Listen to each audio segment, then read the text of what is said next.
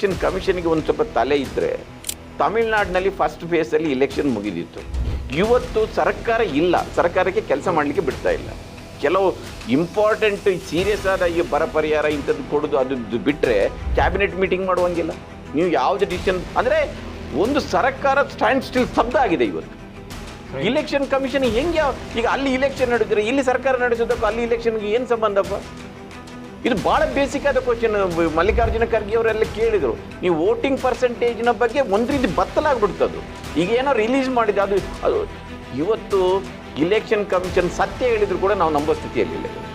ಯಾಕೆಂದರೆ it last it's credibility ಅಂತ. ಒಂದು ಸಂಸ್ಥೆ ಅದರ ವಿಶ್ವಾಸಾರ್ಹತೆಯನ್ನು ಕಳ್ಕೊಂಡ ನಂತರ ಅವರು ಸತ್ಯ ಹೇಳಿ ಸುಳ್ಳು ಹೇಳಿ ನಮಗೆ ಸುಳ್ಳು ಥರನೇ ಕಾಣುತ್ತೆ. ಇವತ್ತಿನ ಇಲೆಕ್ಷನ್ ಕಮಿಷನ್ ಬಹುಶಃ ಭಾರತದ ಚುನಾವಣಾ ಇತಿಹಾಸದಲ್ಲಿ ಈ ರೀತಿಯ ಒಂದು ಕೆಟ್ಟ ಇಲೆಕ್ಷನ್ ಕಮಿಷನ್ ನಾವು ಯಾವತ್ತೂ